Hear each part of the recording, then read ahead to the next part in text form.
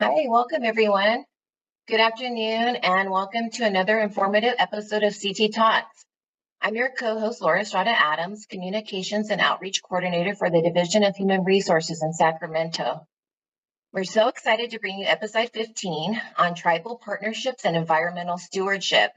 We want to take a moment to express our gratitude to all of our viewers for your ongoing support of CT Talks webinars. We couldn't do this without you all, and we're so happy that you're tuning in today.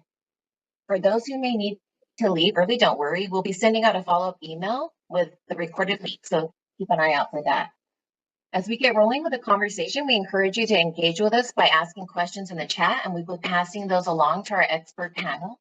And don't forget to show your emoji love and support of our panelists. And next with this, I'm going to hand it over to her for her introduction. Thank you, Laura. Sorry, I wasn't sure if I was muted. Good morning or good afternoon, everyone. Thank you so much for joining us for this really exciting episode. We're really thrilled to bring you this content today. We have 4 incredibly passionate and informative individuals here to chat with. So we're looking forward to a really fruitful discussion. So as Laura said, drop the emoji love. It looks like people are already getting really active with it. But today we're happy to bring you episode 15.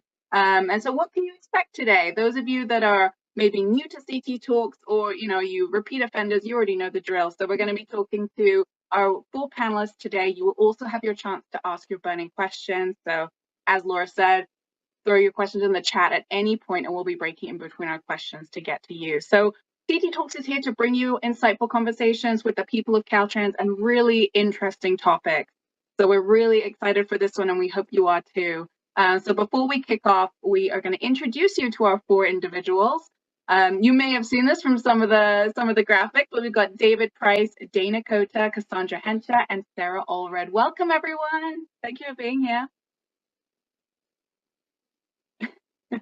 Thank you. Say nice hi to be here. or wave, anything you'd like. So with that, I'll kick it to Laura to introduce us all to David. Pleasure to introduce David Price. David began his career in archaeology in 2002 when he was recruited to dig holes through old asphalt with a breaker bar on the Central Coast. In 2011, he graduated from Fresno State University with a Bachelor of Arts in Anthropology with a focus on archaeology. And in 2016, earned a Master of Arts in Cultural Resource Management from Sonoma State University. In the intervening years, David has worked throughout the state of California and parts of Oregon and Nevada on archaeological projects of every stripe.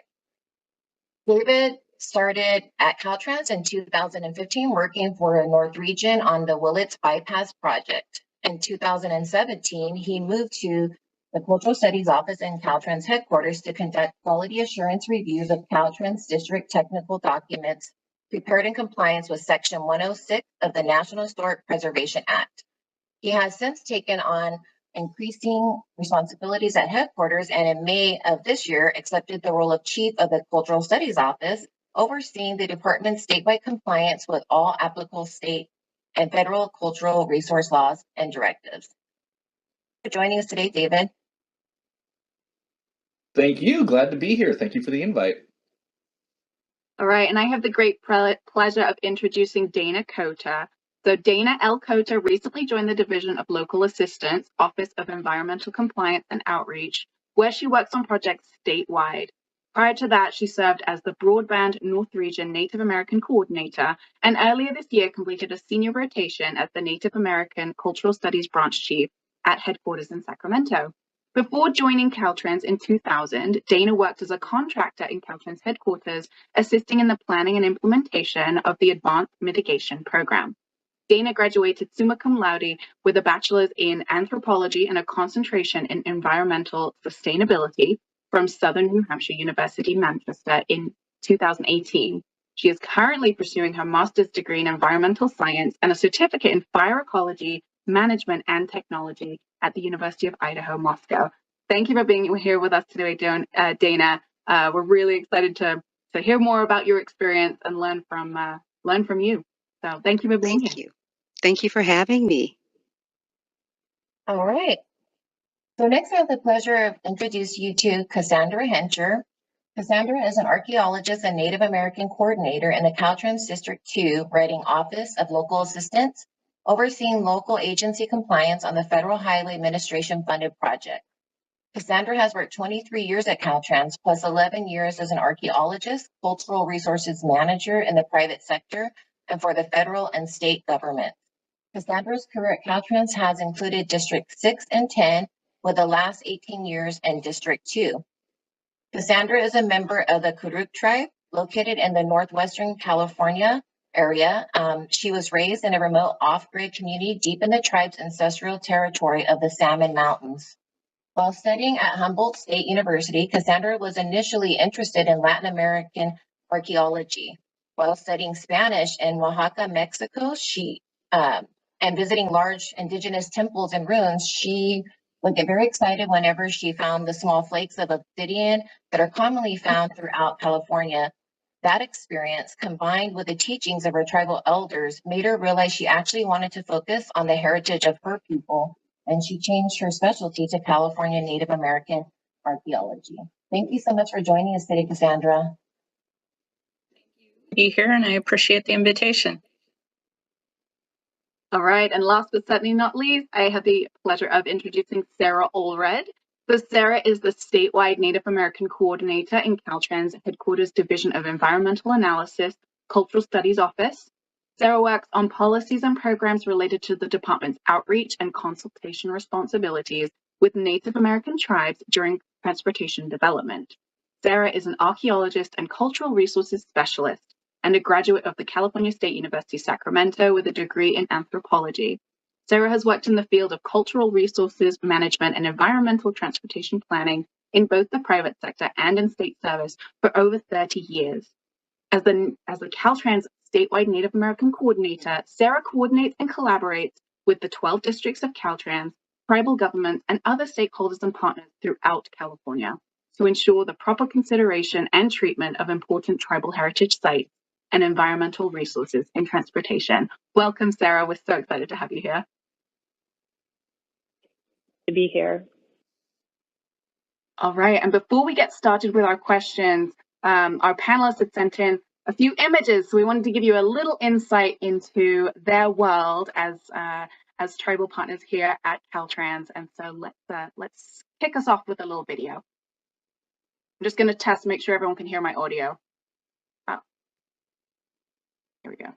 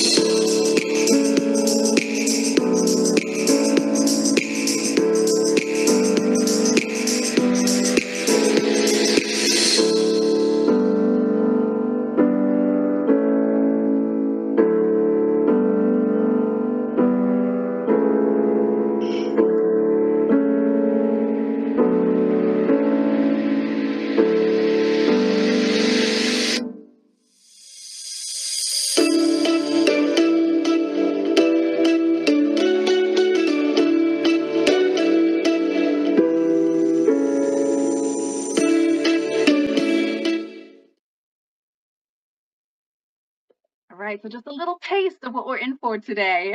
So Laura, I'll kick it over to you to get us started with our question. All right, thank you. All right, so I'm going to start off with Dana.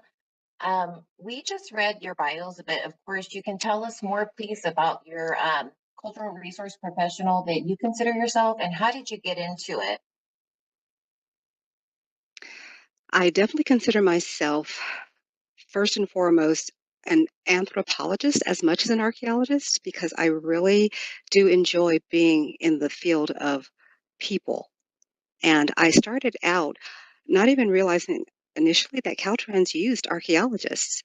And I had worked for 30 plus years working with Caltrans design side in the building of our transportation infrastructure. And when I found out that they actually use archaeologists, I thought, well, being that we live in the state of California, which was admitted into the Union as a free state, I know that I couldn't use this education to work on behalf of the slave trade. So I'm like, well, that history's out. Well, where else can I use all of this to benefit another group of people who have a traditional history of having been an oppressed people? Where can I use this to be a benefit, to try and be part of a solution? And I thought, I know where I can work. And I started learning more about where I could do this in a capacity that would make a real difference. And I started working with our tribal partners, and I realized that we share something very deeply important to me, which is a common philosophy on environmental stewardship and preserving and safeguarding not just cultural heritage, but also the environment. And to me, it was just a perfect mix. And I fell in love with what I'm doing. And so I consider myself like this vagabond bohemian woman who loves the environment, who loves working with our tribal entities, and I want to safeguard all of that. And I want to be part of a lasting, meaningful solution. And so I see myself as at Caltrans as being able to do that through the mechanisms that Caltrans has in place. I'm kind of living my dream. So that's where I fit into this perfect niche. I love that. Thanks for sharing your passion, Dana. I want to hear from everybody else here on the panel as well. Can you share a little bit more with the same question here? Anybody want to go next? All right. I think like a lot of us in this panel here, I started as an archaeologist, but I would consider myself more of a cultural resource manager now. I think it's interesting that Dana says she considers herself as an anthropologist. I think we all working for the state kind of have this same conundrum where we started with archaeology and have expanded. But so I started as archaeology, as an archaeologist, working in the private side for a private consultant. I was doing archaeology. Archaeology is really concerned with material culture, answering questions about people's past through material culture research. And I did a lot of that. I even did archaeological work for Caltrans as a consultant. But then coming to Caltrans, or really working at any other government agency, you expand that beyond just archaeology. Generally, agencies are more concerned with compliance with the law with various cultural resource laws. And a lot of those laws are concerned with all types of cultural resources. And most of the time, even more importantly, they're concerned with the people that care about those cultural resources, how it impacts those people. So that's why I consider myself more of a cultural resource manager now that I work for the agency, because it's not just focused on archaeology, but there's not really a universal term. So I'm interested to hear the rest of the panel and how they kind of answer this question as well. I'd like to go next. Well, Sarah, you want to go next and share your insights? Sure, why not? Yeah, so similar to David, my degree is also in anthropology with an emphasis in California archaeology and California Native American studies. I initially began my career in the private sector as an archaeologist, worked for a number of environmental and cultural resource management consulting firms, and after about 8 years in private consulting, I started my civil service career at Caltrans, where much of the work is oriented around compliance with environmental and historic preservation laws involved in delivering transportation infrastructure. When I worked in the private sector, I was involved in a number of transportation projects in a consultant capacity, where we assisted Caltrans in complying with historic preservation and environmental regulatory requirements. But when I was in school studying anthropology and archaeology, I had not imagined working for a state agency, let alone Caltrans, as an archaeologist or a cultural resource specialist. But, I'm grateful to have landed at Caltrans and in the transportation sector specifically, which is a fascinating sector to work in. And it's actually been a privilege to be able to do this work in coordination with so many dedicated environmental colleagues, tribal leaders and representatives, and internal, external partners to try to solve environmental and transportation problems in the public interest. Sarah? All right, Cassandra, so you're next. Thank you. So I view myself, I mean, I have the same background with the education in anthropology and archaeology, but as a tribal person, a tribal member doing archaeology, there aren't that many of us. So that is kind of rare, but becoming more common. So I'm glad about that. So I view my role, a big part of it is to be bringing that tribal perspective into archaeology, because a lot of archaeologists, they spend a lot of time specializing in the material culture. That's the definition of archaeology, right? The material culture of peoples of the past. But up until very recently, not many archaeologists spent a lot of time with living Native American people. So for me, having all that background already, that perspective is what I want to bring to the field, and also to be a bridge between the government and between archaeologists and tribes and tribal people. I feel like it's not my role as a government employee in doing our consultation with tribes. It's not my role to impose my view of what should happen, but to be a good conduit, a good bridge between the tribes that we're working with and the government role. You know, bringing them together and having that tribe or those tribes be able to express what they would like to see go on. And that's what I really like to do. You know. Yeah, thank you. I really love just hearing how you guys are focusing on the people first and just trying to collaborate and partner with the tribes. So important. And just bringing all your experience and education to that. All right, I'm going to hand it over to Harry for the next question. All right, thank you, Laura. So next question, I'm going to go to David. So what exactly do you do? You all obviously have a plethora of experience and education and passion for this work, but what is it that you do contributing to Caltrans in this field? It requires a little bit of background, actually, if you don't mind me providing some. I wanted to start saying Caltrans, we're a big organization. We have a lot of functional programs that engage with tribes over a number of subjects, you know, that intersect with transportation. So, you know, we engage for planning, grants, other forms of partnering. What I do, however, is related to project delivery. So one of the most expansive programs of tribal engagement in Caltrans is compliance with cultural resource laws that are a part of project delivery. So whenever Caltrans builds or even funds transportation projects or related actions for transportation, there's a big suite of environmental laws that we have to satisfy as part of the development and construction of the project. And cultural resource laws are a big part of that suite of environmental laws. And so I'm the chief of the Cultural Studies Office here at Caltrans. So I'm in headquarters in the Division of Environmental Analysis, which is part of the project delivery program in headquarters. So my office develops and oversees the policies and the best practices and the specialized trainings that ensure, you know, that we satisfy those laws statewide. We provide those policies and those best practices for the districts. We have a large program across the state in each district that goes out and actually does the work that's necessary for compliance with those laws.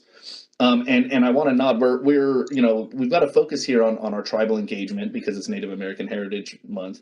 We don't only focus on cultural resources that are related to Native Americans, but tribes have a special status. They have a long history here as part of peoples of the land, and so they're rightly a big focus of the compliance process that we do here. I think that's a pretty good stopping point. I oversee the office that engages in development of policy, best practices, and training, basically to make sure we comply with those laws. Fantastic. Yeah, I think that gives us a good overview. So well done. You did it in a concise manner. Oh. So interesting. You're kind of setting the new standard for how we move forward in transportation. That's really, really fantastic. Cassandra, same question to you. What is it that you do exactly? So working in the District 2 in the Reading office, I'm right now in the Office of Local Assistance. I used to work for the Capital Outlay Support and Project Delivery office in a similar role, but in the Office of Local Assistance, what I really do is I oversee the studies that the local agencies are doing when they get those federal funds to work on their roads and bridges. then they need to do the same studies to comply with the federal regulations. And so I'm overseeing that work. I'm helping the local agencies and reviewing their consultant studies, but also ensuring that that tribal consultation is done, whether it's a consultant, the local agency doing it, or if I need to assist, I'll do that because, again, it's tribal consultation. It shouldn't be a specialty, but it kind of is still. So tribes are really complex. There's a lot to know, a lot to learn, and it just takes time. And if individuals or agencies haven't spent that time yet, I can help guide them, let them know which tribes to work with, who the contacts are, what the appropriate approach is, how to start, how to address any concerns that come up. So that's what I do. Awesome. I'm sure you're an expert in that. Being Native yourself, it must give you that extra kind of insight to approaching these topics as well. Yeah, I make mistakes too, though. And the one thing tribes most appreciate, or one of many, is humility and just being able to admit if you made a mistake. So I've gotten good at that. That's awesome. Always helps. Always helps. Dana, same question to you. What exactly that you do here at Caltrans? Actually, I'm very fortunate that I get to follow Cassandra's answer because I do very similar work to what she does. I'm very new in local assistance, so I will be taking a lot of cues from Cassandra. I do very similar work to what she does, except I do it instead of being confined to a particular geographic region. I now am responsible for a statewide local assistance program. So I will be working with state agencies or local agencies all over the state and providing that oversight and assistance with the 106 consultation process, as well as being responsible for training them on how to do it or stepping in and assisting when there is a need and training internally as well as externally. And this will be the first time since I was pinch hitting for Sarah for a little bit as the Cultural Studies branch chief, that I'm not going to be confined to the 22 counties that comprise North Region, and I will be privy to being able to work all over the state wherever it's needed.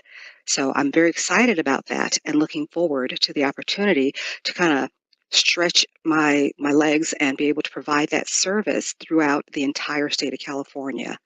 So, Cassandra, trust me, I will be calling on you a lot. I look at her as one of the experts in doing this, not just because she is Karuk, but because I've worked with her for a number of years and respect the quality of the work she does and the sound advice I've always gotten from her on doing this. So I look to the expert in helping me achieve this goal for local assistance. And I love working with you, Dana, so I look forward to it. Oh, you're so sweet. A lot of collaboration, then, Dana, because you were in charge of kind of the North Region vicinity, and then now having that enterprise-wide reach. That's going to be really interesting, and just being able to have bigger impact and bigger partnerships, right? And I've always been able to count on really quality district Native American coordinators all over, and it's just an opportunity to get to know the rest of them. Awesome. Really glad you got this opportunity, and thrilled to hear more about your work as you contribute. Sarah, same question to you. What do you do here?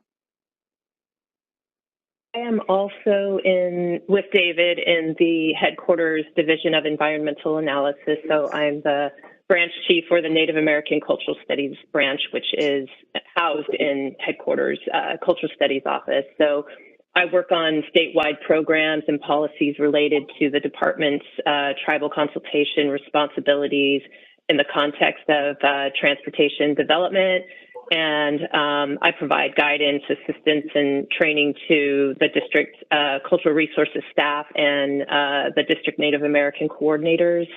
And I also lead and administer the statewide cultural studies subcommittee to the director's Native American Advisory Committee, which convenes California tribes throughout the state to kind of work on policies and issues related to environmental and cultural heritage protection and tribal involvement in our transportation process.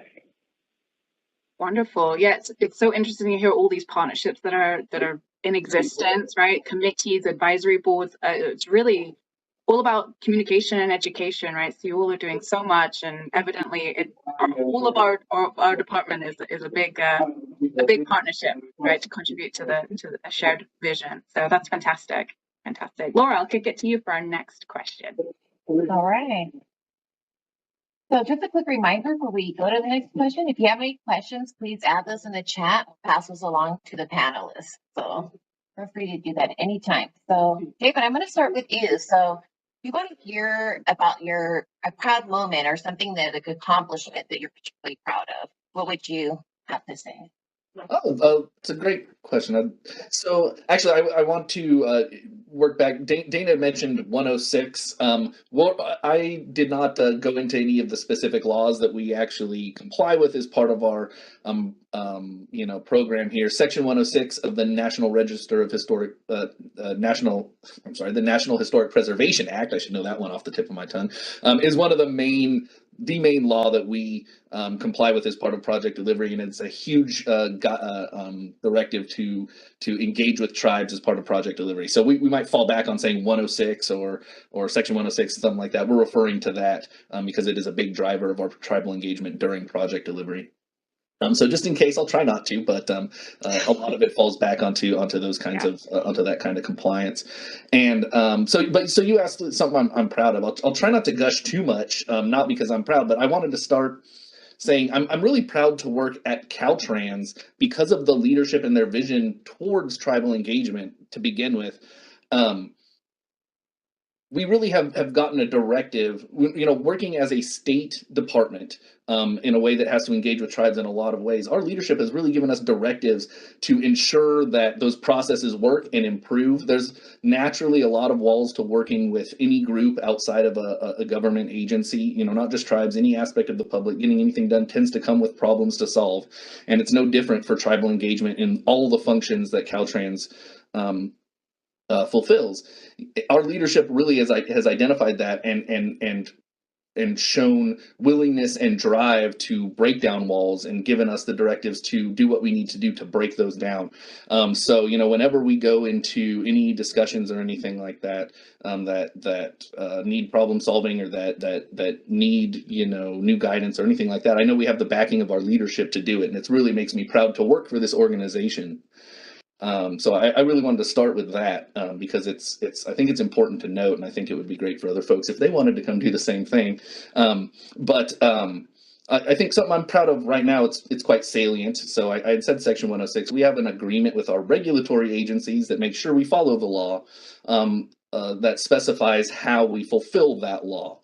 And over the last 2 years, my office has been renegotiating that agreement with our regulatory agencies. And that agreement in the past has really focused heavily on archaeology. And this is understandable. A lot of the people that come and work in cultural resources management, for state departments start as archaeologists. And a lot of the laws that we deal with easily translate to archaeology, even if they weren't originally written for archaeology. But because of that, the original agreements really focused on archaeology. And it wasn't meant to just highlight archaeology, but that was what was on most people's minds when these agreements were written. But that's been changing lately, and the law that we follow wasn't directed at archaeology. And so what we've been doing over the last 2 years is really rewriting this agreement with a large eye towards ensuring that it, instead of uplifting archaeology, that it really puts it puts people at the same level. It evens out the focus of the process to not just focus on archaeology, but to focus on the people that find cultural resources significant. So instead of having language in there that focuses on archaeology, we really focus on what makes these things significant to people. And there's a large motivation to do that because of tribal interaction with that agreement, with the way that we use that agreement, especially when we're talking about Native American cultural resources. So we've been working to ensure that instead of focusing on archaeology, which has a long and hairy past that I'm sure we'll discuss, that we can ensure that we follow the laws by focusing on how cultural resources of importance to Native Americans and other descendant communities is taken into account during our project delivery and during our construction, as opposed to, say, just focusing on archaeology. And this has been a big effort, and I'm confident. We've gotten a lot of good feedback, and I'm really confident that it's going to lead to a better outcome when we engage with tribes as part of, this Section 106 as part of our environmental compliance. It leads to an outcome that is better for all the people involved, especially Native Americans. Yeah, I love that. Just hearing that, just, part of interviewing you all and just working with you on this, just hearing that, like you mentioned, rewriting that policy to put the people first and making sure that they are in collaboration and communicating with all along with the incredible work that you guys are doing. Very important. Thank you for sharing that. All right, so I'm going to head over to Dana next. Dana, how about yourself? What would you like to share as a proud moment?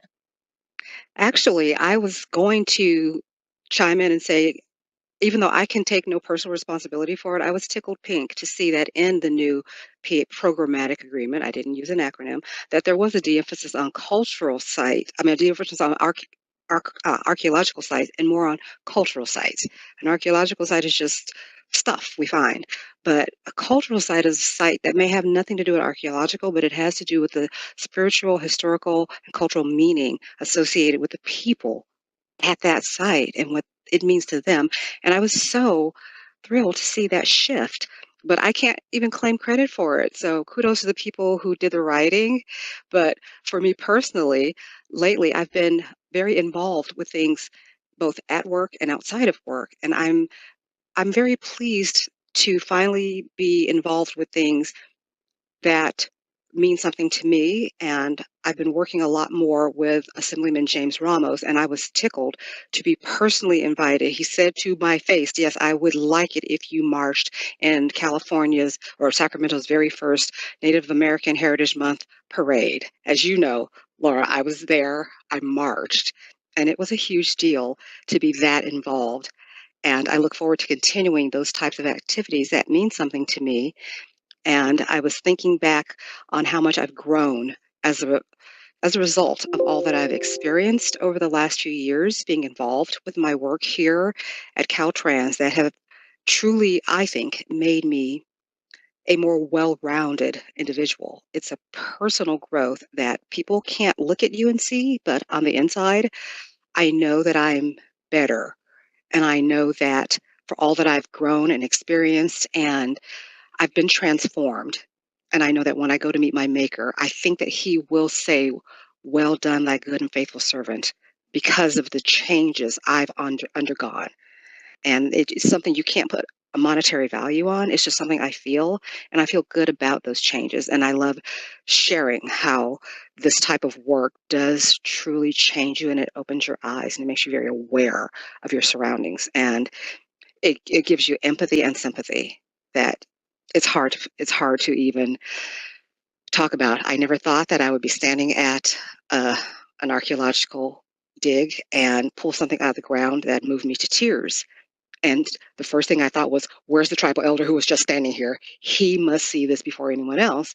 And to put it in his hands, we both started to cry. And the repatriation ceremony at the end had everyone crying, and it was so moving to me. I literally am not the same person. And that to me is a life-changing growth moment that is probably one of the most proud things I've had to face in my life. The growth. Yeah. Yeah, that's amazing, Dana, just sharing just that experience of that, how you take the passion and love for the work that you're doing and you're taking it outside of work on your free time, trying to get involved with the communities and be an ally and just a huge advocate for those communities. And I believe that those communities see that when they meet you. Anybody sees that in the passion that you bring to that. So very, very touching, very moving, as you said. Thank you for sharing that. Thank you for asking. 'Cause a lot of people Yeah. in my own personal community have said, you don't show up this much for NAACP stuff. That is what being a true anthropologist is. Cultural relativism teaches us that no culture is any more or less significant. They're all important. I don't need to show up for Black Absolutely. events only. I can show up for anyone's event and be just as heartfelt and passionate. Absolutely. Love that.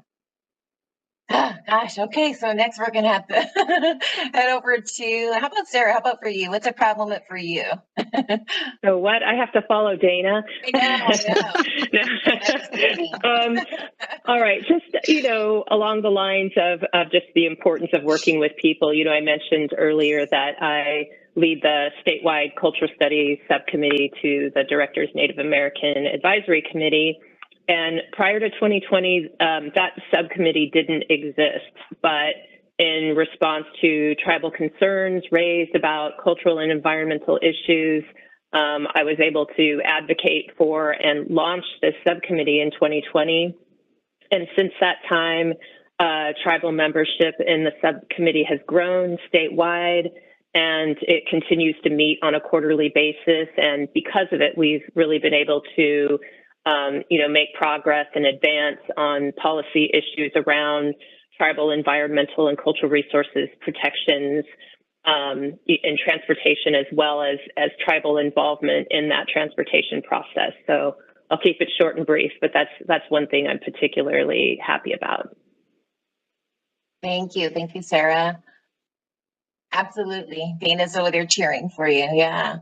How about for you, Cassandra? What would you like to share as a problem for you? Mine is not necessarily a moment, but it goes back to my role. And I'm just proud of being able to be fully honest, fully transparent, and fully forthright with tribes. I think everyone here on this webinar knows that for hundreds and hundreds of years, the government wasn't always honest and forthright with tribes. The government has a history of being pretty deceitful with tribes. Starting with genocide as the actual goal, and that went on for a long time, and then moving through a lot of other programs that equated to genocide. Trying to remove their culture that's the same as genocide, because there are no people without a culture. All peoples have cultures, so if you take away their culture, then those people don't exist anymore. They become different people. So most of all, I do the hard part of the job, and I'm proud of that. That if there's something difficult to talk about with tribes, I do it. It doesn't mean it's easy, but I do it because that is what I take pride in, is giving them the justice that they deserve by working with them honestly, and telling them bad news if I have bad news. A lot of people, they shy away. They don't want to be in confrontation, right? They don't want to give people bad news, so they sugarcoat it. And it's just, that's not fair to tribes, right? Just telling them what needs to be said is what's fair. And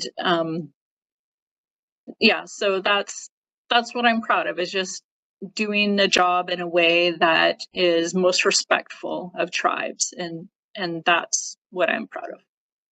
Yeah, absolutely. Like you mentioned, just, being truthful and transparent with the tribes, given the history with the government, and just being a Caltrans representative, going out there and trying to make things right and trying to create those good partnerships with them. Very important work. And it's very evident that everybody here on the panel is so passionate about the work that you're doing. So yeah, we're just super honored to have you guys on the webinar today. And it's so informative for everybody listening. All right, so I'm going to hand it over to you, Harriet. Yeah, I'm just looking at the chat. We've had a few questions coming in. If anyone wants to take this one, what are some challenges when engaging with local tribes? Have there been any challenges you will have experienced? Would anyone like to take that?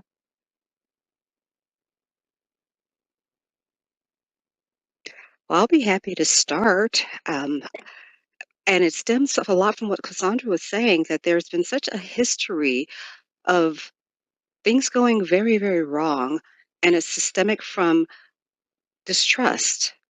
And early on, when we initially discussed things with the tribe, because they have been wronged and been misled and lied to in the past, there's sometimes barriers that are up that we have to break down before we can really make headway.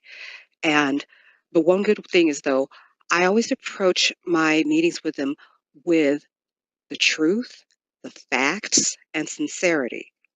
And I think they can detect that. They have really good BS detectors that can sense when you're not telling the truth, you're not being sincere, and you're not giving them the whole story.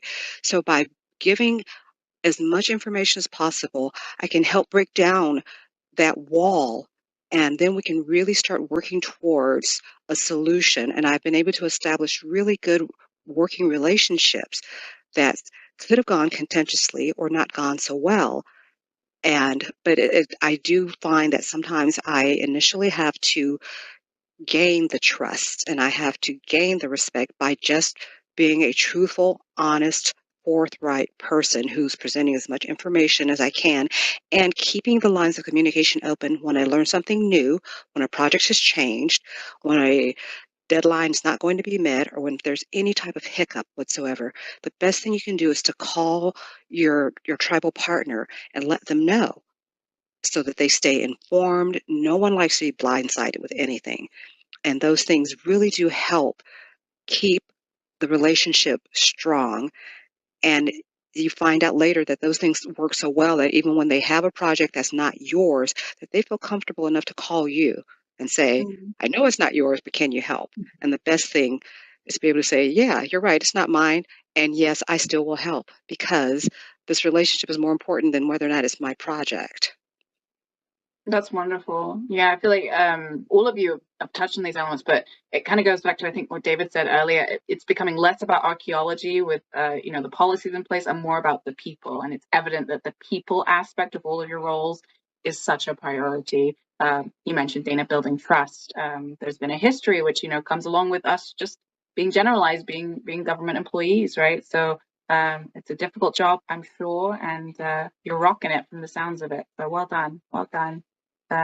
Any other challenges anyone else wants to share? Yeah, Cassandra. Yeah, I will. I can think of two pretty common challenges.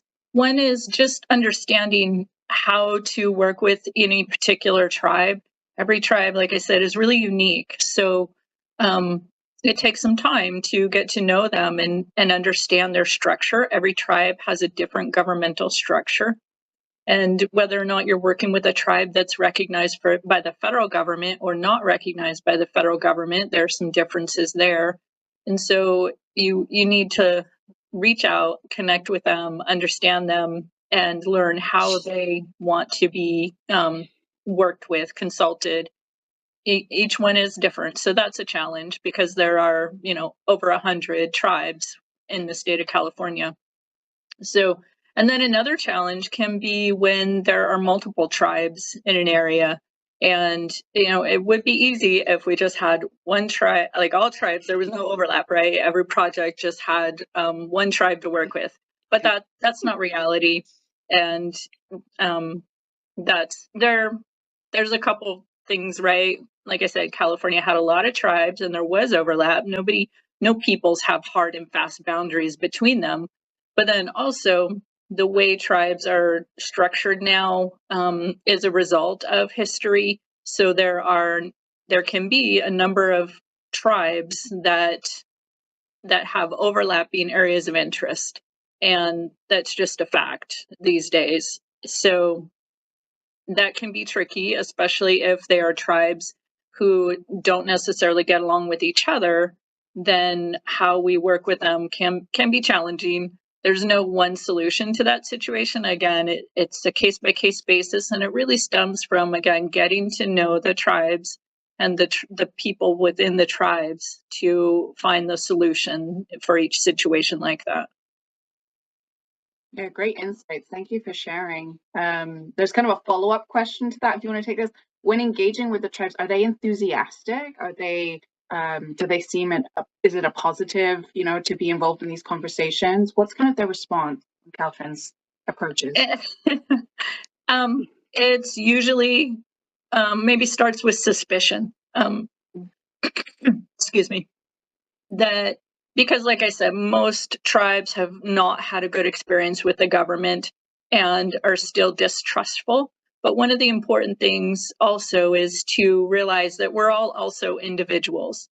So if I, as an individual working with a tribe and the individuals within that tribe can start to establish a basis of trust, then, and by being honest with my word and following through on what I say I'm going to do and build that trust, then yes, eventually when you have that good relationship established, then there is more, I wouldn't say enthusiasm, but there's definitely more openness, and it's a much more positive relationship when they know that they can trust you. But in the end, we're still there to build road projects, build transportation projects that in all likelihood are affecting Native American sites. So in the end, our reason for being there is essentially a difficult one, right? Right, So, right. and I can go into that more later. Absolutely, Oh, absolutely. we're getting short on time, maybe, though. I think it's great you close it with that, because basically, yeah, the biggest challenge we have is that history is ever present. And usually when we go and we initiate contact with a tribe, it's to say, hey, we have this project. It's going to, potentially trench or backhoe or do something through something that you find important, right? I mean, it's just a difficult opener. One of the challenges at the department-wide level and in the headquarters level is really that we have a lot of ways that we can minimize, we have a lot of ways that we can avoid, we have a lot of ways that we can mitigate, and finding ways to implement those is itself a challenge because of the way the state is structured, because of the way the laws that we follow are structured, not just cultural resource laws, but contracting laws and other kinds of laws that we use to try to make up and deal with this, and ameliorate situations. Are their own challenge to address and work on. So, I think that history right there makes it quite challenging. Other aspects of just institutional process make it challenging, but that's why these people should have so much pride in what they do. It is not easy, but it is definitely with the goal of benefiting people as a member of the state. So I take too much time, but I'm glad you ended where you did, Cassandra. Yeah. And is it all right if I share my screen? Please do, yes. I would like to share something. Let's see. This one. Because I think a lot of people, they wonder why does Caltrans need to work with tribes so much? And so I wanted to share this graphic. This is a website posted by the California Native American Heritage Commission. And what it shows here, let's see, let me move some layers, are the Native American trails over the state routes. So if I turn the trails off, you can see our main roadways. And then when I turn the trails on, you can see how much overlap there is between those Native American trails, which led to villages and places of importance to the tribes, and how much overlap there is. So with the Department of Transportation here, we have a lot of overlap on important tribal places. And that is a huge part of the reason why we have so much tribal engagement. We have a lot of impact on tribal places. So that's what I wanted to share. And while I have my screen up real quick, I'll share this other website that I really like. This one is called nativeland.ca. And you can see here that you can see all the different tribes. This is kind of tribes as we know them. When you zoom way out, this is like a worldwide website. But when you zoom in, you can see tribes as tribal languages as we know them, and that's the toggle I have on. But when I switch it to territories, it gets a lot more. There's a lot more overlap, a lot more there, and that's what I was talking about with the way things have changed historically from the linguistic groups of tribes to what we have now, which is a whole different entity. And it gets really confusing, and there's tons of overlap, and that's because of history. That's the result of colonization. And then if anyone does go to this website, it's fascinating because you can zoom in, you can click anywhere, and it shows you the different tribes links and where all the maps came from. You can dive really deep into it, and is very interesting. But I will stop there. Oh, super cool resources. Thank you for sharing those, Cassandra. Yeah, we'll put links to those in the chat, and we'll also send them out in our recording email so everyone can get access to those. Thank you for sharing that. Just given time, Cassandra, I wanted to touch on that because there's a couple questions in the chat related to this question. But we are a large state entity, and how do we work collaboratively as an organization at a statewide level to ensure effective tribal engagement? Kind of what are the tribal partnerships that you and our other Caltrans staff engage in? Well, one of the requirements of the regulations we're working under that require the consultation is a good faith effort. So that sounds kind of iffy and fuzzy, but there are even definitions of that have gone through the courts. So we first have to identify which tribes to work with, and we have a lot of ways of doing that, including that Native American Heritage Commission that I talked about, and also just learning who the tribal people are in your area. And then we reach out, and early on in the project, we're required to consult throughout the life of the project. So from the very beginning, when the project is initiated, all the way through the end of construction. And we need to keep that dialogue going with the tribes. And for us in our office, we're focusing on the environmental and the cultural concerns. We have that other whole other liaison branch that works with tribes on other efforts, whether it's government to government and transportation, tribal employment rights ordinance. Those things are handled by other folks, but we're focusing on the environmental and the cultural concerns of tribes. So we engage with them through letters to make sure there's documentation of our efforts that we can put into our reports, because we're required to demonstrate we did that consultation.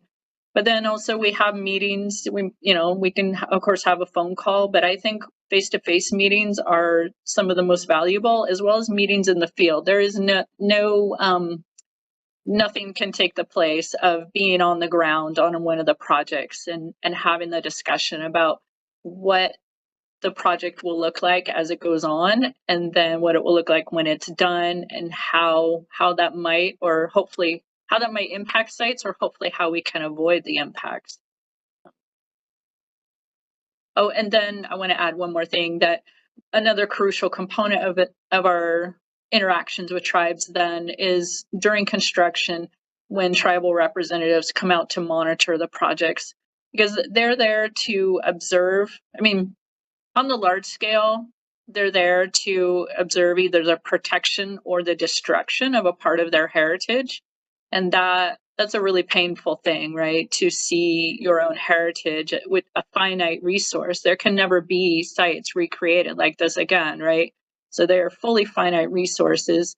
And to watch those be destroyed can be heartbreaking. It makes me a little emotional right now to think about it. And so tribal monitors are there just to help us ensure that we are not doing more damage than we anticipated. But they're also there to look out for the spiritual side of anything that's found. They often do things that we don't know about as government employees, that we don't know about. They might go to a location beforehand and do some spiritual rituals. They might do that afterwards as well. But certainly during our project, they're there to help mitigate not just physical impacts, but spiritual impacts that occur when destruction comes to these types of sites. Thank you so much for sharing. Can I add something? Please.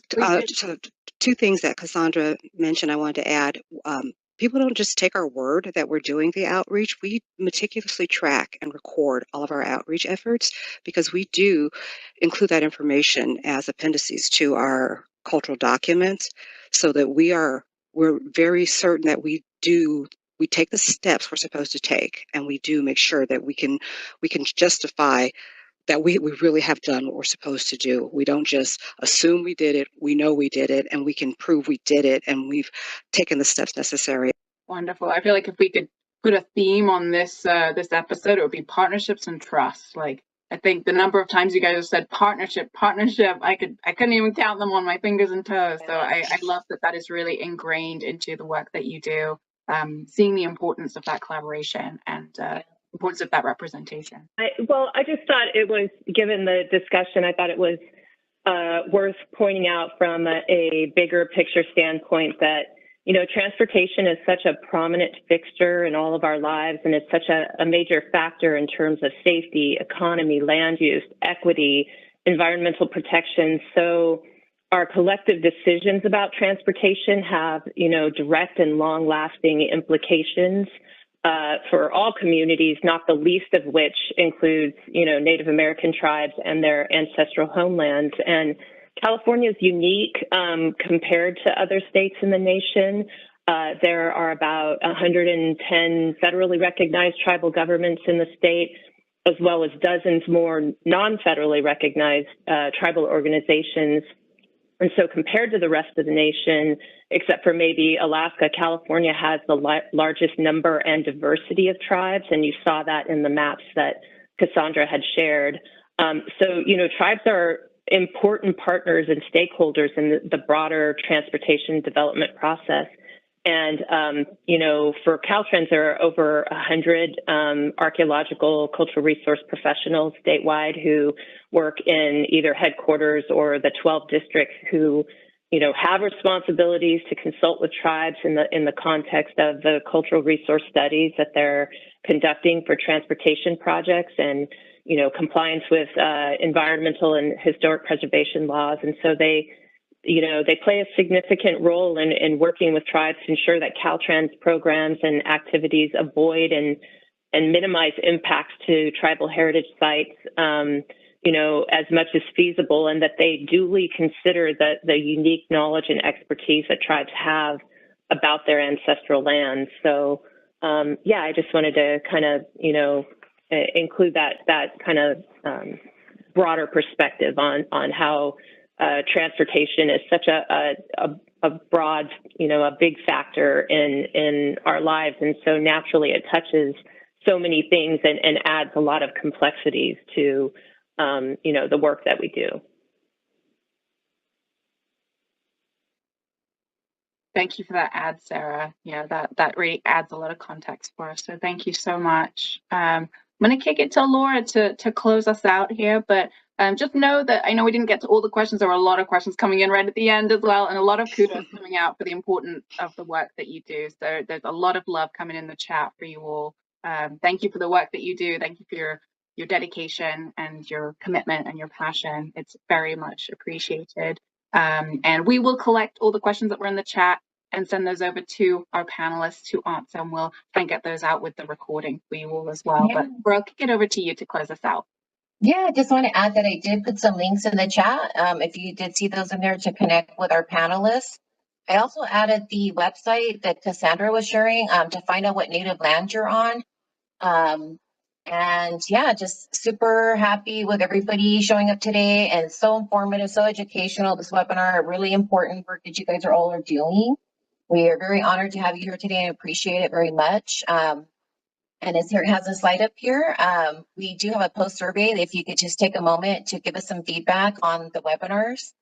And we don't have a webinar for December, but stay tuned because we have a nice lineup starting in January 2025. Thank you so much for joining us. Yes, thank you so much to our panelists. You're absolute experts. And those of you that are tuning in, we put their LinkedIn profiles. Please go ahead and connect with these amazing individuals and learn more, connect, chat. Let's continue these conversations, continue these partnerships. And together we can all continue to make a big difference. So thank you so much. Happy Native American Heritage Month as well. We're all representing. Thank you. Thank you for this opportunity. Thank you. It was a pleasure. Thank you so much. Thank you so much for attending as well. And as Laura said, we'll be back in January, so enjoy the holiday break. Thank you all so much. Bye. Bye.